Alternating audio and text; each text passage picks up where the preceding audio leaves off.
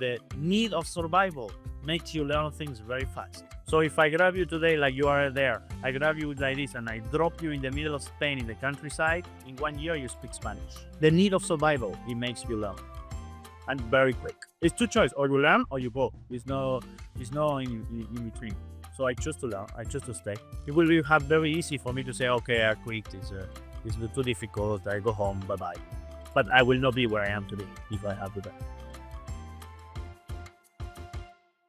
Welcome to What's on Your Plate, a podcast of fascinating conversations with people in the food and beverage space.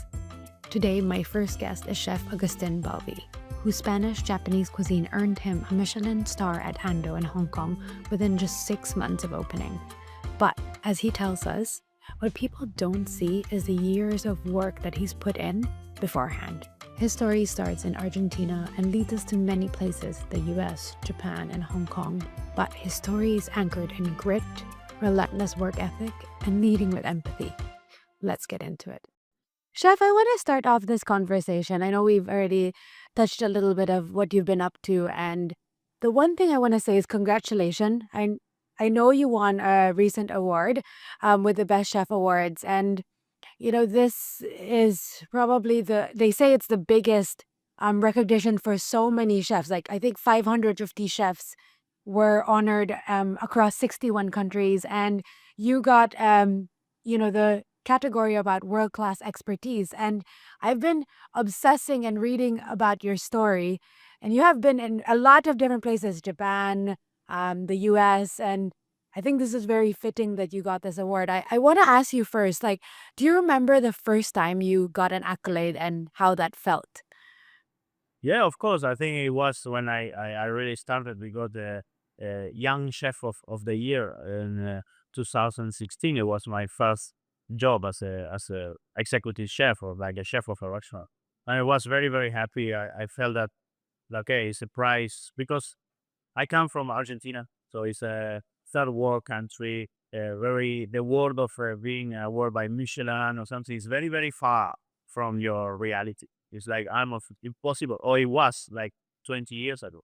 So for me, it's like dreaming super big. So I want to achieve something that nobody achieved from my, let's say, my neighborhood or my little town.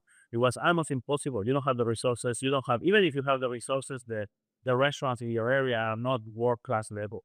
They're like just good restaurants, but okay kind of restaurant.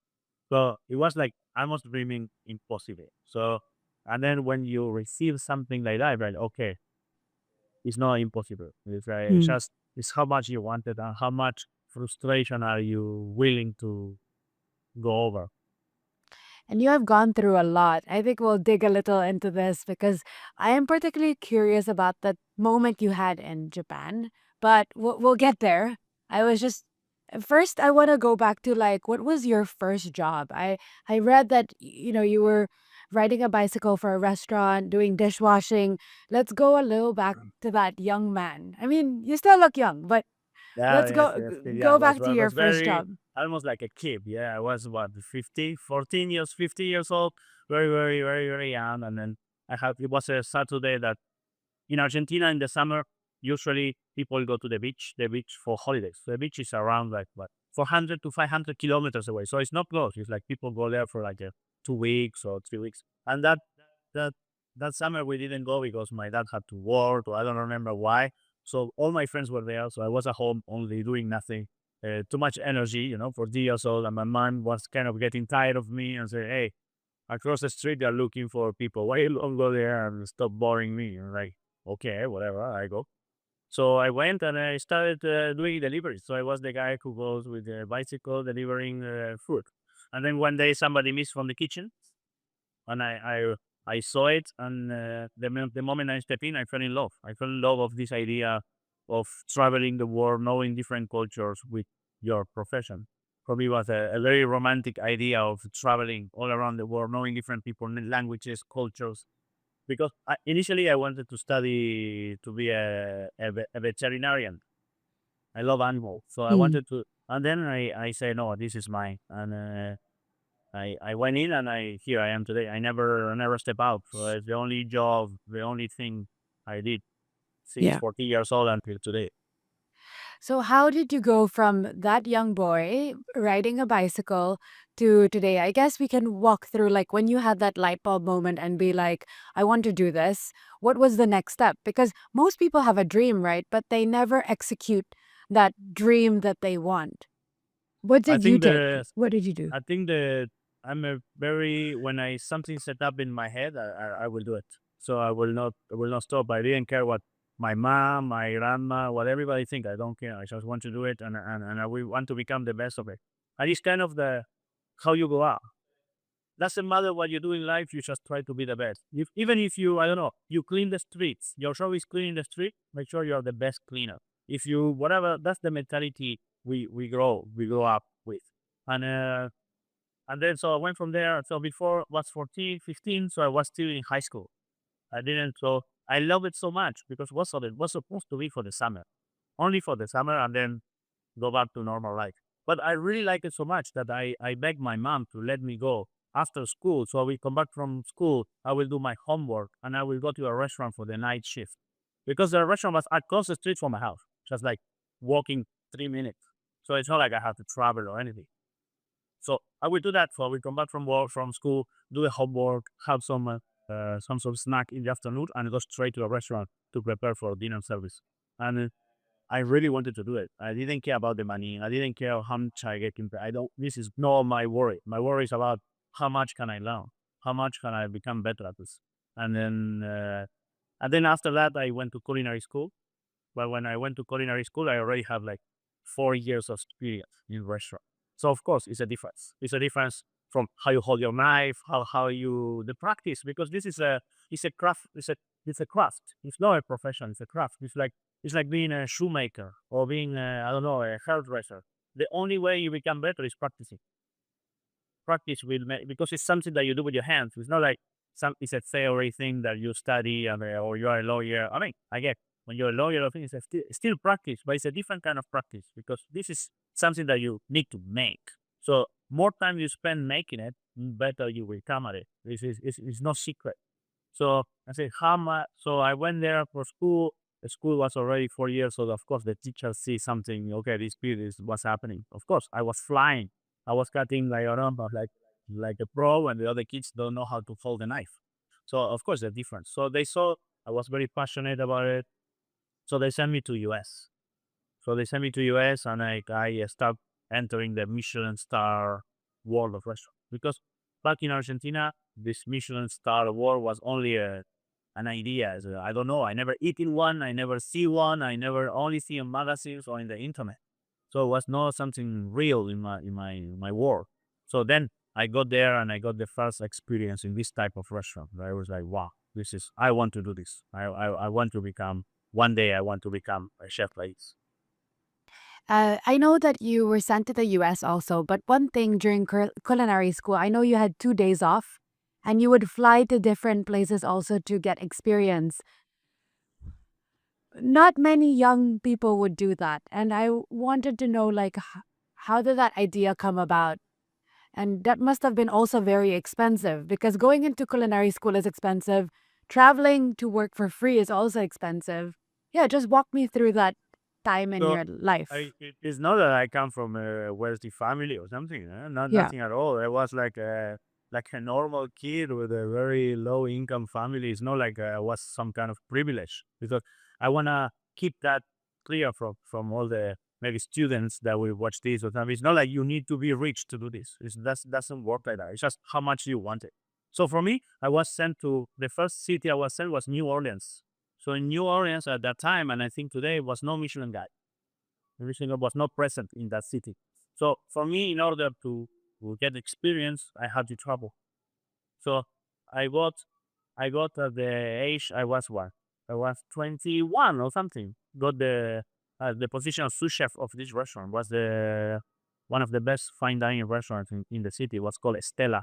Was very the chef was very famous in the US and has many friends like Thomas Keller, like many friends. So I said, hey, I want to learn. I want to experience because it will benefit for me, but it will be benefit for you as a restaurant because I will be learning something somewhere else. So like, yeah, okay. So I will do my day off. I have 2 days off. So all the money at that time that you get paid, you don't use anything. You don't have kids, you don't have family, you are by yourself. So I just spend money in food and rent, and the rest I keep it to myself. So I was able to use this into what's it, my formation as a professional. So I said, okay, and I saw that as an investment. I said, okay, I will travel from New Orleans to New York 2 days. I will work 2 days in this restaurant. I will come back, and I will do that once a month. I will go to different restaurants and try to do like a scratch, but spend time there, see how people think, see how they treat the the product, see how they try to understand the world. And I did that for 3 years. Mm. Chef, can you explain what a stage is on your words? Because I know it's like basically like an internship, right? For people that maybe are not familiar with that term, what does it mean to be a stage? So some restaurants they will offer to students, culinary students, or people who wants to learn that have a certain level to spend certain time in a restaurant for free. So you don't get paid, but you get paid by knowledge. Hmm. So the payment is like you get to learn from us, and for us you work Hmm. basically. Yeah, and I can tell you today is one of the best thing I did. So I didn't get money on that time or moment, but how it translates today is today I am what I am is because of this. So if you see in the timeline of investments, is one of the best thing I did. Yeah. And how do you get one? Do you just go? Because when I was young and I was studying in Melbourne, and what I would do is I would walk across like a street of amazing restaurants and cafes, and I would give my CV. And some people, they just literally throw it in the bin, and some would, they would be shocked that you're actually brave enough. But nowadays in culinary, how do you get a placement like this? It's different ways. One is through the school. Hmm. Always the school has some sort of that is one of the benefits of studying in a culinary school that they have some certain contacts that you can take advantage of. So I think one from the school is one of the easiest way. The school will contact for you, and I have this kind of partnership sometimes with some restaurants. And other one is just send an email. You go to their website and you see contact, and you send an email and say, "Hey, here's my CV. I wanna learn from you." And 95% of the ways they will not even reply to you or they will reject, but maybe we will have a chance of one saying, okay, come. And then there's your chance. So Hmm. always be ready for the opportunity. And well, Yeah. but important is for me to, you choose not just send to any restaurant, anywhere, just Yeah. you choose to say, oh, I like this chef or I like this philosophy. So I want to learn from this chef. So you send the ones you're interested. If you Yeah. just send to anyone, you're just wasting time. Hmm. You have received a lot of awards, amazing stuff. But I always love talking to people about their failures. And do you have a favorite failure that you've had in your culinary journey? And what was it? I think failure is part of the journey, So nobody will come out one day because today, of course, many kids or kids who wants to be chef, they see you today, say, "Wow, this guy, amazing! Look, he has all this award." Yeah, but this is just the result. You don't see all the struggle that goes. So, for example, we opened Ando in 2020 July, and we got a Michelin-star in in January. So only a few months after. So people say, wow, you got the stuff so fast. No, no, no. Yeah, fast because we opened, but I've been working 15 years very hard for this. So it's not only a few months, it's like 15 years it took me to get here. So it's failures is it's a part of the rest. We always have bad reviews, people who come and they don't like. For us, that's the failure. But sometimes it's just personal taste. You will have to know that people will not like, some people will not like what you do. Some people will say you are the disaster, or this restaurant is very like, it's part of the journey. It is what it is. So of course we work very hard for that not to happen, but you cannot control what people feel or taste this. So I think when I was young, I made many mistakes when you are like 14, 15, like, but it's good I make the mistakes there because it Mm. makes you learn a lot. I think from mistakes you learn much more than success.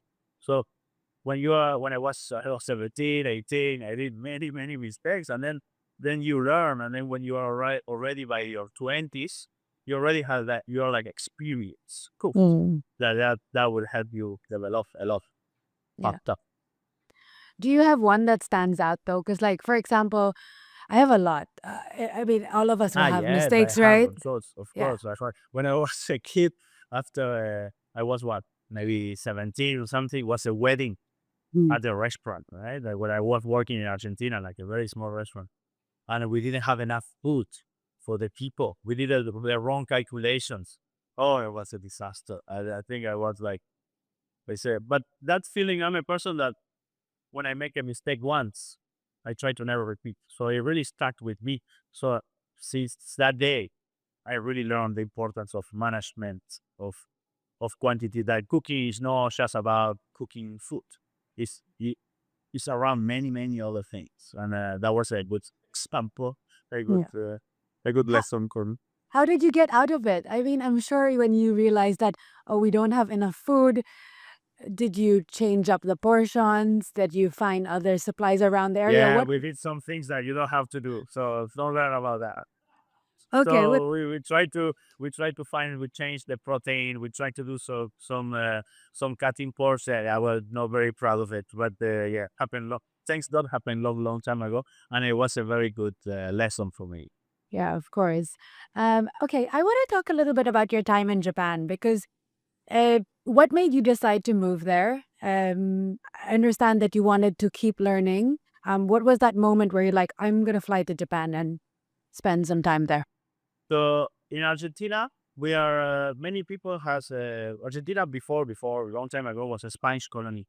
So many of us has, and then was a big immigration that came to Argentina from Italy, mostly Italy and Spain.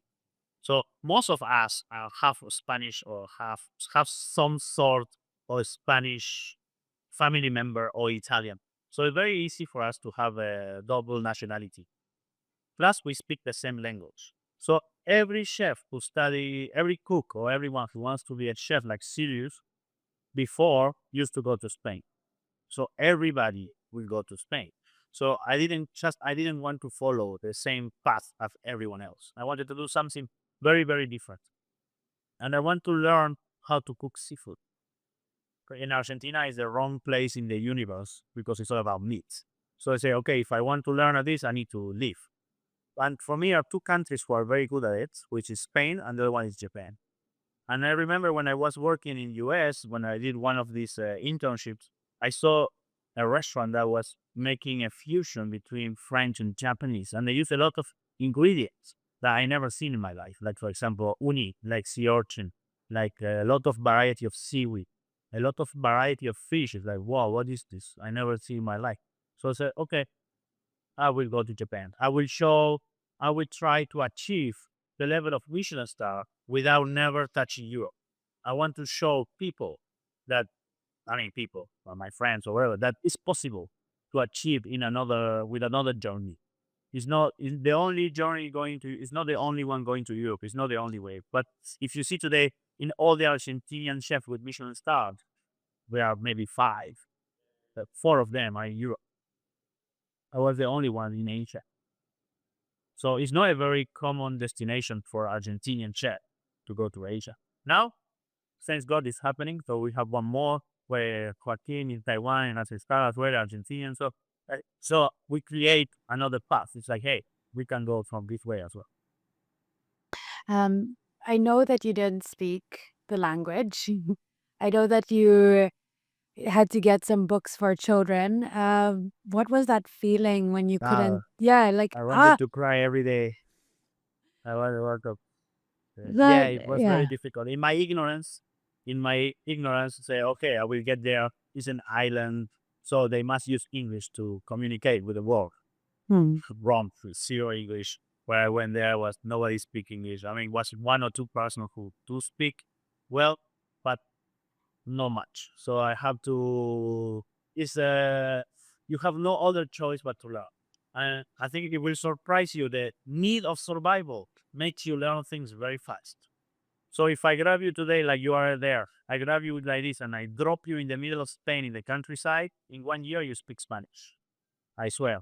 It's like the need of survival. It makes you learn, and very quick. It's two choices: or you learn or you go. It's no in between. So I choose to learn. I choose to stay. It will be have very easy for me to say, okay, I quit. It's too difficult. I go home. Bye bye. But I will not be where I am today if I have to that. So it was very difficult. Yes, I wanted to cry every day. Yes, it was horrible. But after you go to it, you start getting used to it. When you pass that phase of like struggling, you start getting used to it. You start to learn, and then communication little by little. People help you as well, and then in 1 year you already have the basis, and you're ready to go. Mm. What was the most memorable place that you worked in Japan? I know you worked in a few places. What was one that really changed the way you approach food and the career of being a chef? I think the experience I have the most impregnated in me, like stay with me, is that when I work at Ryugin. And Ryugin, I've been there as well. And it was wow, totally different for what I'm used to. I was used to Western kitchens with I don't know 300 people in the kitchen, and here was just only the people you need. It was a top quality, top way of cooking, and but in a Japanese way. When I have never been in a Japanese restaurant because it's modern, but it's a still kaiseki restaurant. So it's like wow, for me it changed a lot. So that experience stayed with for me in my career. Is a before and after. It marked me a lot. So we will spend a lot of hours there, and I was like, wow. I for me it was like yeah, before and Yeah. And you mentioned Japanese way. What is the Japanese way? If for some people that don't know. no, it's the way the kitchen is structured. The way this restaurant have, for example, the stations, how it was divided was totally different from a Western restaurant. Western restaurant usually you have the protein person, you have the saucier, the intermediate. It's like a garde-manger, the cold station, the pastry. Here was totally different. So it's one station will be in charge of two dishes, and they will do the dishes from beginning to end, even plating. In the Western kitchen, everybody will cook and pass to the chef, and the chef is the only one to plate. Here is every station, every chef will be in charge of finishing their own dish. You're responsible for this dish from zero to end, including plating. And the way it work is today would apply in my restaurant. It's the one I learned the most Mm. That is because it was amazing and because it was so different. So mm, today my kitchen is very small. Hong Kong, when you came to Ando, you saw it. Hong yeah. Kong space is luxury because it's very little space. So most of the kitchens are very small. And today I think my kitchen is able to run very smoothly because I was able to work in Japan. Japan, all kitchens as well are small but very practical, very use of every space, and this place make makes me learn the way I run my kitchen ways. Mm. I love the sense of accountability from doing the dish from the start to finish and really owning that and being responsible for that. And yeah, I saw that in your restaurant. Carlito, who was showing us the beverage pairing and even introducing sparkling tea, you could see that he really owned it. Like every person was very, because your awards or excellence or the standards are only going to be um, at this certain level if everyone is up. It's not just one person has a standard of this. Everyone has to be at that high standard. Yeah, exactly. And that's another challenge. You, as a chef, you need to not only cook very well and have a very good palate, you need to motivate the team so the team want to reach that level. So because some days we are humans, and sometimes you are tired, sometimes you have a headache, sometimes you like team the same, they don't want. So it's how you push. So for example, I'm here almost every day. The only day I'm not here is on Sunday when they are closed. So the team see me, I'm here. I'm here every day. I taste every single sauce, every single dish that it comes out. So they know they cannot relax and say, "Oh, okay, it's going to go through." Oh, I didn't make it properly. Oh, okay, nobody will notice. No, because they know I will be there tasting it. I'm always there in the kitchen. I'm always making sure everything that we leave our restaurant was the way I want it. Yeah. I saw that you do family meals. What are some other things that you do to build a good team? I think for me, uh, I'm very proud to say here in Hong Kong is I don't know how it's over there, but here people change job a lot. So they will do 6 months and change. Here we have people for 7 years. Carlito be working for me for 8 years. My sous chef is 7 years. The youngest team in the kitchen is 2 years old. So they never change. And I think that for us is a big achievement because that will give consistency to their experience. Because I love when you go to restaurants and you can recognize faces. You say, oh, that for me is a sign it's a good restaurant. Doesn't matter the food. The food is another topic, but at least this restaurant managed well because people are able to stay here. So the way we do, I understood that people nowadays they value time more than money. So you can offer a raise of certain amount of money, or you can give a day off. People will take a day off. Mostly people will take the day off. They value time. So what I did is, okay, guys, you will have from now we have 3 days off. You will work 4 days. We trade. You have a Sunday that we close plus 2 days, and then you will. So of course, people love it. They're like, okay, yeah, but I was able to to find out because most restaurants what they do, okay, I give you more salary. Okay, I give you but people don't. I understood at least here. I don't know the markets here value more time than money. So it's like okay, you value more time, I give you more time, and then we have a very good atmosphere to work here. Nobody scream to anyone. Nobody fight with anyone. Nobody is able to or is allowed to shame anyone for a mistake. It's only to learn and teach them how to do. And then the ambience is very relaxed in the breaks or in the preparation time. Then service come and then we are all focused. But there's the switch that we're able to teach people that yeah, we're having a good time, but then when service comes, it's service and we need to provide it's our responsibility to give the guests the best we have. So there's no relaxing there. And then staff meals are very good. We have the team that are from everywhere. We have Korean, French, Spanish, Venezuela, Argentina, Japan, everywhere. So everyone does once a week, wherever the choice, they can do whatever they want for food for the team. So we eat very, very well. I think that, as silly as it sounds, is a very important thing that you eat like very well. It's definitely not silly because when I talk to students they enter the workplace, a lot of them move jobs because of a toxic work culture. And I think those are the basics, good meal, good rapport, time, having more time which is unheard of. 3 days off, 2 days off, very rare Yeah, in no, the I industry. think I think when we work, I think how I said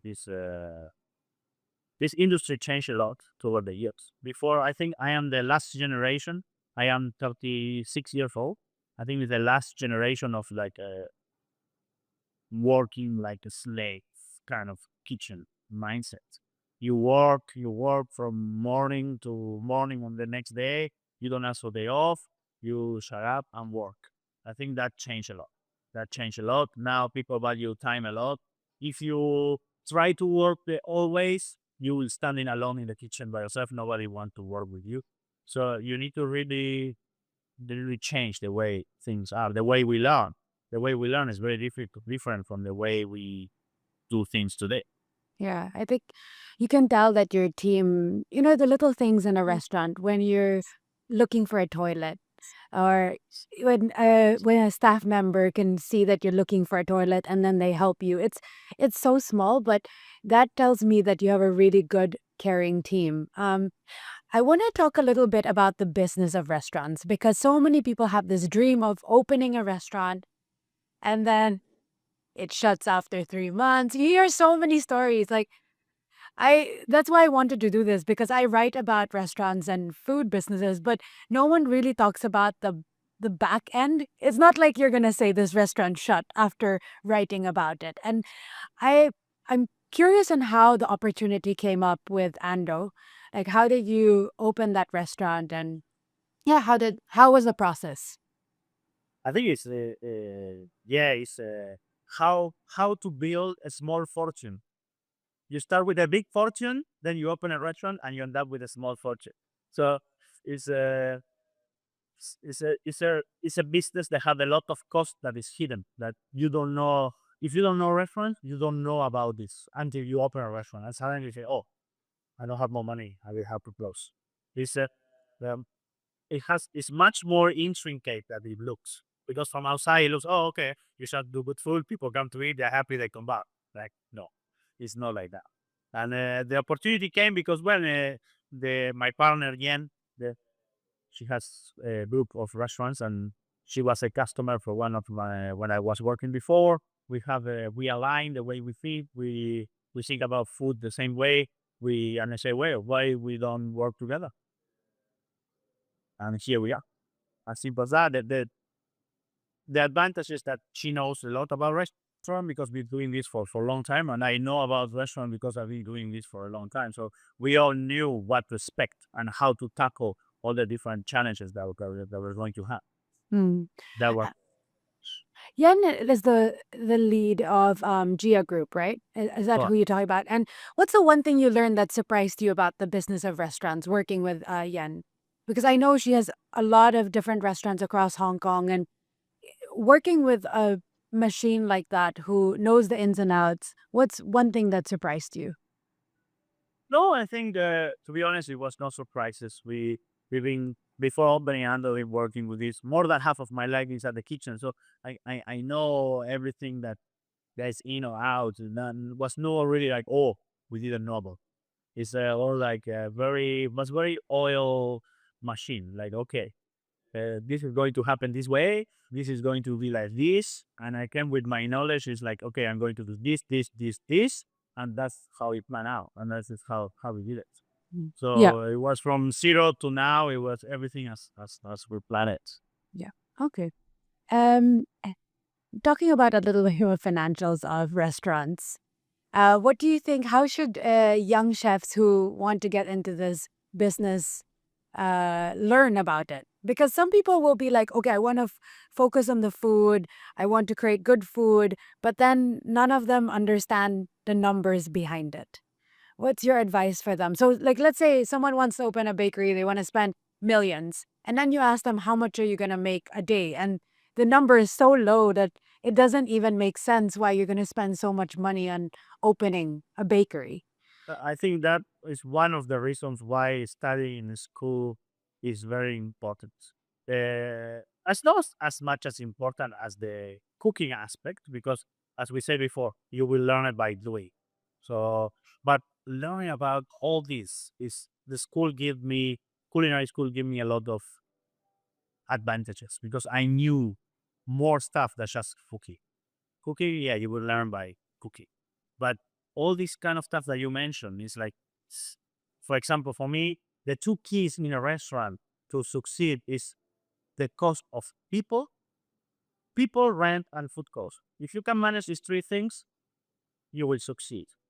Instead of hiring 300 chefs, hire only enough what you need.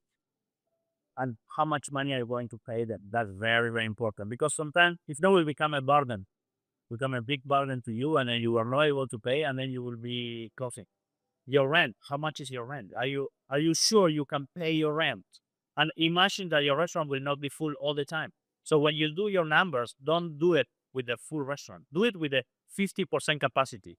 And then if you are full, great. You can have the profit. But just imagine you'll be only full halfway and make the numbers working with that number. So if you're full, great. But if you still 50%, okay, you can survive. So things like this, I think will be little tricks that will make young chefs, okay, I will survive. This is my food costs. And it will be the last thing we touch is the food cost. Because you want to give people quality. Some mistakes restaurant do is like you start with very high quality and then it's like, okay, we cut cost from food. Okay, the people are not stupid. If you give it bad quality, they simply will not come back. And then your business will go down. It's as simple as that. So I'm talking about fine dining. I'm not talking about like casual. That's a different game that I never worked with, so I don't know. But here, well, we only give the best, and we will never. Oh, let's buy this type of caviar because it's cheaper. Ha, we make money. Like this is like shooting yourself in the feet, in the foot. It's like just don't do that. That's what my. You can cut in many other things that doesn't relate to compromise the quality you serve to your guests. Yeah, I love that. People, rent, and food cost. If anyone listens to this, I mean, I'm going to be sending this to our students and our community. And that, to me, the three holy grail, really. If you can understand that and you understand the math around that, you'll be in a better, healthy position and you won't shut within the first year because it is so sad to see restaurants shut because they didn't study that. They didn't give the time and all they want to do is the idea of opening a But restaurant. it's a combination. It's Yeah, knowing that and as well offering a good product. of course, of Because you will course. you will be surprised how many restaurants they have no idea about this, but they do a very very good product and they still survive Yeah. just by luck because they do very good thing. And then, but if you are manage these two very well, like giving the best you can to the guests, because at the end of the day, these people have the choice to go to any restaurant, so they are spending their money that go working. They go, oh, I choose you, and I want to give you my money to you. So the day you understand, the day the chefs or the kids understand this, that they have options, they have other options. They don't have to come to eat to you. So why they will go to you? What do you offer to them that is different from the other restaurant? Why they will stop going to the restaurant next door and comes to yours? Why? The day you realize this is the rest because restaurant, if you see the word restaurant, is to restore. You want to restore people feeling. So people are tired. People are, you want them to come to your restaurant and feel live. Oh, I'm happy for the 2 hours, 1 hour, half an hour, 3 hours they are in the restaurant. You only want them. You want them to think about now the restaurant. Forget about the problems in the office. Forget about the problems in whatever it may be. That's your job to restore their feelings. So if you manage to do that, people will not care about your cost. People will not care how much your stuff costs. People don't care about your rent. People don't care about this is your responsibility. And just make sure people are happy. And if you manage these two things, the success is the only way to happen. Yeah. I mean, yeah, that's I also want to ask you about the competition out there. There's so much of that competition. And I guess, how do you make sure that people keep coming back to your restaurants? Um, yeah, every day. Like in one street, you have restaurants, one after the other. Ha- I think Hong Kong is a very tough market for that. So we have, I mean, I never believe in competition because Mm, competition for me, I don't know, football or basketball, you play against each other and one win and the other lose. For me, the best way to compete in a market is just focus on what you do. mm, Just focus inside your four walls. Don't care about anything what everybody does. You just care about you and do the best you can for your guests. Make sure and take it day by day. Today, we worry about today. Tomorrow, we worry about tomorrow. In terms of guest experience, all the people who come today might be one person or 20 people. We just want bad people, all of them. We try our best for them to leave the restaurant happy. If they leave happy, it's a chance they will talk to many people. Say, oh, you should go to this restaurant. So we focus on that. As simple as it get as it sounds, it's like not tricks or anything, but it's very difficult to do. Just mm. focus 100% every day on the people who are inside your four walls. That's it, and that you will be able to succeed. Yeah, and I also personally like how you bring your own personal history to your restaurant. Like the dish that you served us, which is the Caldoso, that to me speaks a really strong soul that you're really focused on yourself, not on competition, not on copying what other people do. Because, for example, if they see matcha and that's doing well, people will do matcha on everything. And with you, it was really every dish that you had there was very unique to your team and what you have built. Can you talk a little bit about that dish? Because that dish is really something very heartwarming and something that you could finish. You want to finish slowly, but you also end up finishing it fast because it's that delicious. Yeah. So the idea, I always been because I come from, like I say, in Argentina. Argentina is a very young country. We only have like 200 something years of history. So it's very young as a country when you compare to other countries. So when I was in Japan, I was very jealous in a good way of these families that do generations to generations. Or for example, it's a restaurant with like 5 generations, 6 generations. And wow, what a beautiful story. Born in a family that does something and you keep doing, and then your sons will keep doing it forever. And, it was for me it was very beautiful, and I don't have that. It's like And they say, wait. Maybe I have some. My grandmother used to make this dish that we say Arroz Caldoso. She was from Spain. And like, this was taught by her mother. And the mother teach her how to do this. And she was doing it for me. And I'm a professional chef. So I will make it better. And I will keep it. And I will. So it's my own way of having the heritage, my own. And then at the same time, when you go to fine dining, sometimes all the dishes are small, you eat a little bit, and sometimes you don't feel like you really eat. And for me, it's important that you leave happy. So, I mean, for me, finishing the savory part of the menu with this dish is a way of like comforting. It's like way like so. I don't let the technique, how we do it, hide the purpose of happiness. We want to make people happy, and this I think this dish is succeed. And another aspect why it's very successful, I think when in COVID was a very how can we say very unpredictable time. People didn't know what's going to happen. So this dish, as silly as it sounds, it gives a lot of comfort. It gives you comfort in a time when you need comfort, when you don't know what will happen. Eating this like for one moment you forget about COVID, you forget about the world is like going crazy. You just enhancing this feeling of comfort. I think that combination of three things makes the dish very very well. And I mean, cooking for me has to be in the place where you are. So if it doesn't make sense, if you do cook, for example, in I was cooking with Chile in Manila. At that time in Manila was I don't know 35 degrees, was super hot, and I have a dish which is hot. But because I was there and it was hot, I changed it and I did it cold because Okay. it has to make sense. Yeah. Well, if you have 35 degrees and I give you a very hot dish, you will be sweating, having a very bad time. That is not the idea. Yeah, for sure. And oh, I'm curious also, what is your comfort food, or do you have a comfort restaurant that you go to? I know you're in the restaurant every day and you work a lot.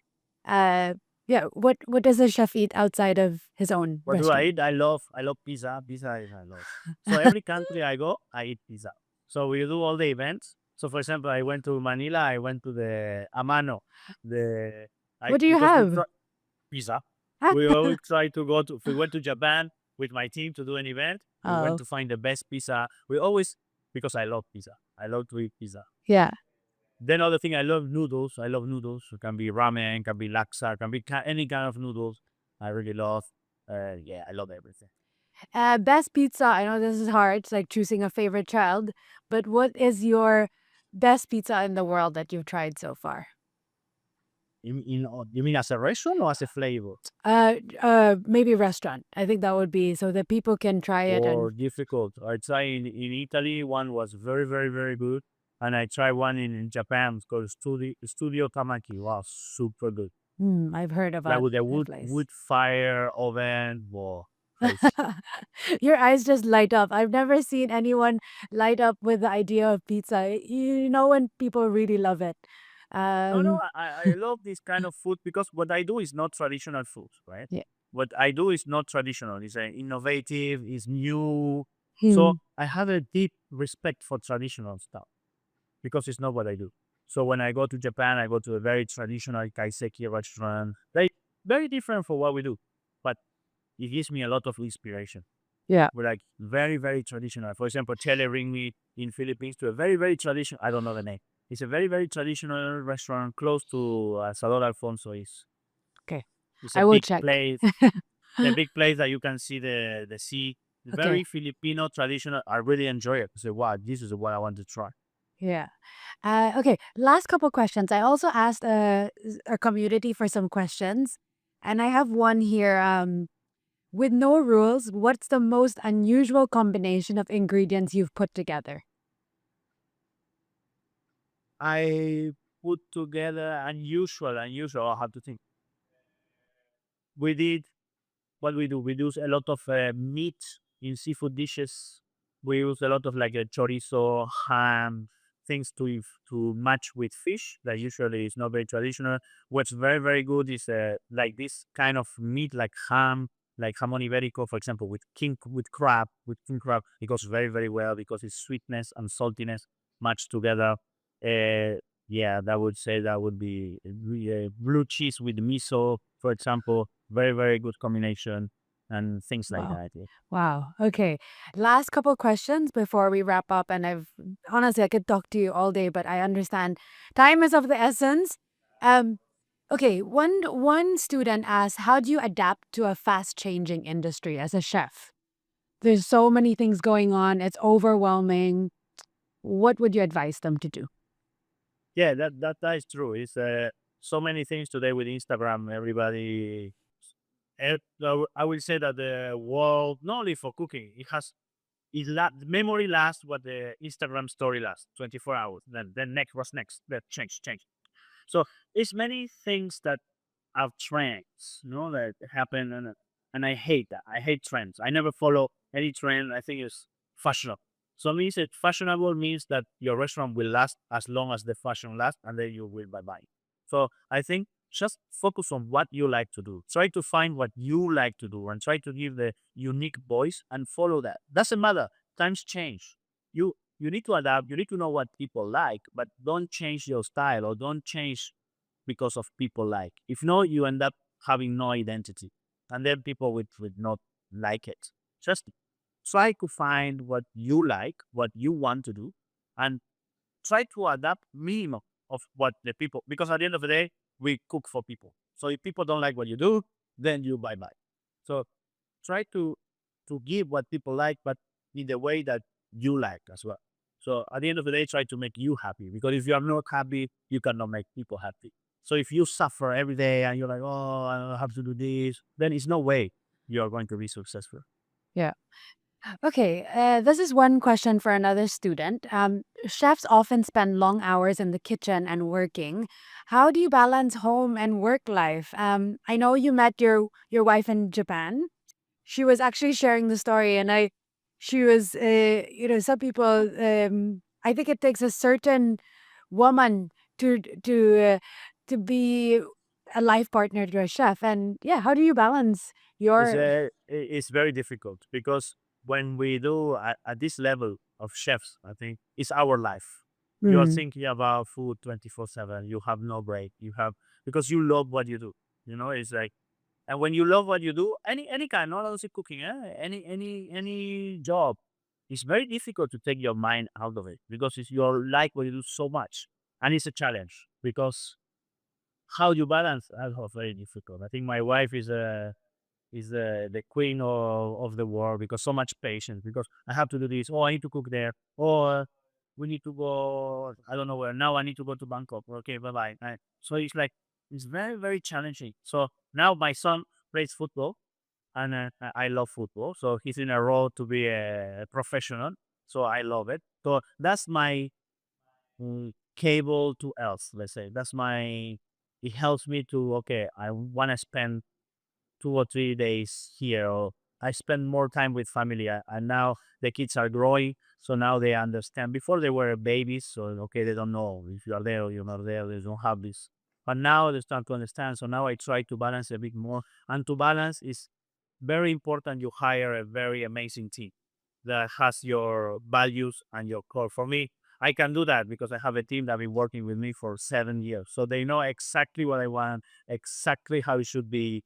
They've been doing this for forever. So it's easier for me to step out a little bit and spend time with family. But if I don't have this team, it will be impossible. Yeah, I know you bring your son to football practice or training, right? Yeah, yes, Every day. So this is like your non-negotiable. correct. So Yeah. this is my time I spend with family on Sundays. I try, except from the charity, I switch off and I stay with them the whole day. In the break time, before I didn't do, but now in the break time, from my restaurant to my home is like 10 minutes by car. So in the break time, I go as soon as finish lunch. I go spend time with them at least 3 times or 4 times a week. We spend time together. So for me, it's very important. I think more older they get, will be more and more important. Yeah. I mean, time is so But valuable. But this I can do because I'm the chef. When I was a cook, I couldn't do that.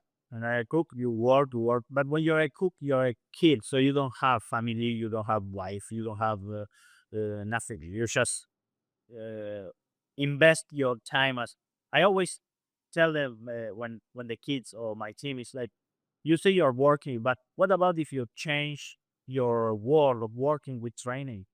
You are training to become a chef. So more hours you spend, the better you will become.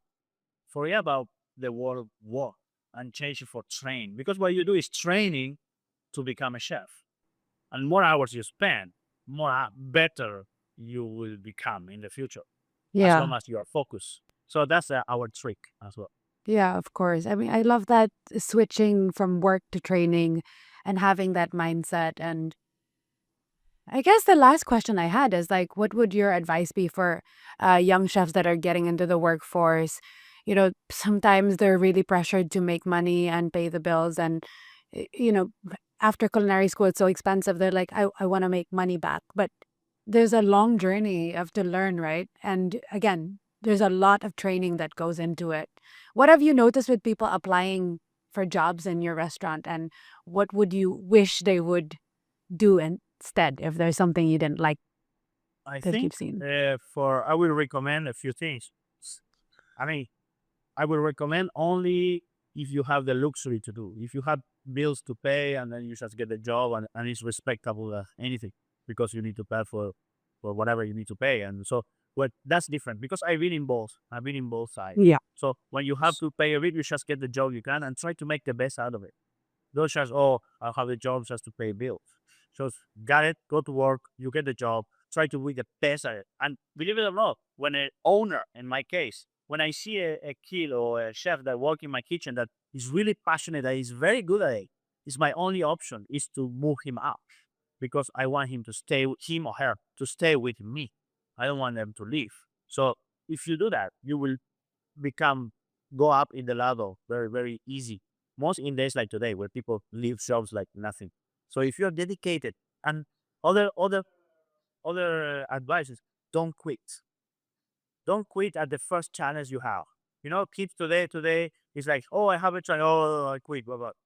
Then you will not achieve anything in life. You know, I receive a lot of CVs that the guy, this person worked like 2 months here, 3 months there, and like I don't even look at it because it's like these people is not reliable. What it means to me is like any challenge that is presented to this person, they will not able to overcome it. They will just quit.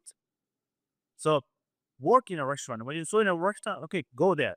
Work there for 2 years at least. Just try to understand how things work, how the chef work, because one day you will be the chef. One day you will be the chef.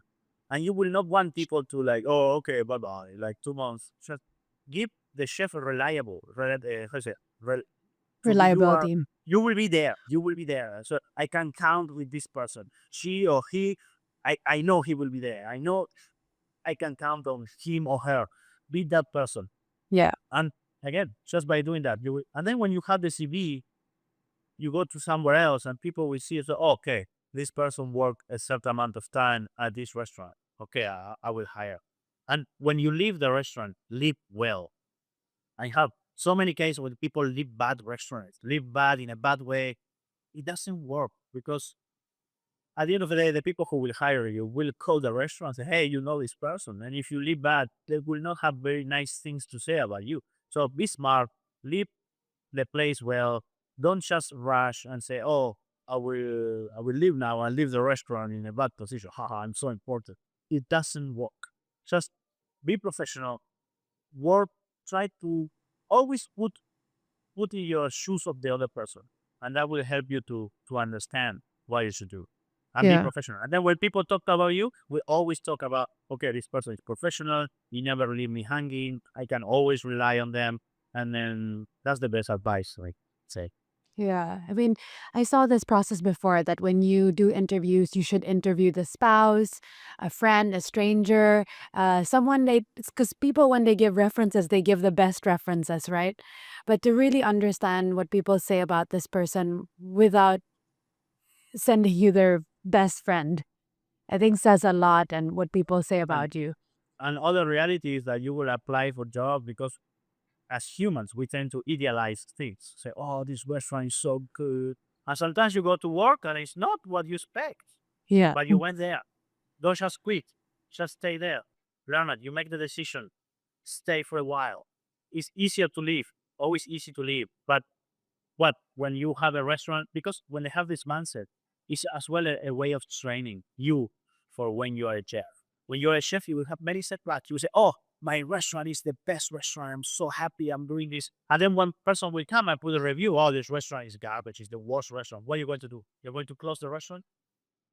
You need to overcome challenges. You need to train yourself to overcome the problems that will happen. And if your training is like, okay, every challenge come like quick, how are you training to overcome it?